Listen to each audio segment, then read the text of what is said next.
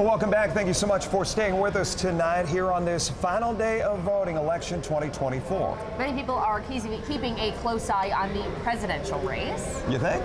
I think so. In fact, it's bringing a lot of people to the polls, obviously. And heading into Election Day, polls showed former President Trump and Vice President Kamala Harris basically tied in those 7 key battleground states. Harris will hold her election night party at her alma mater, Howard University. Trump plans to be at his election night party in Florida.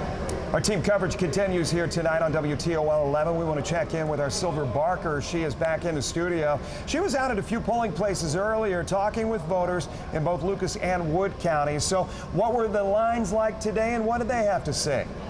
Well, Jeff, like you said, I was in Wood County this morning and Lucas County this afternoon. Both of the places I've been to had fairly short lines, and actually it sort of fluctuated throughout the day. Poll workers say a lot of voters showed up in the very early morning hours, and then it slowed down up until lunchtime where the second crowd came, but they have not had any troubles. I spoke with voters of all different backgrounds. I even talked to a first-time voter. Here's what he had to say about the importance of casting his ballot.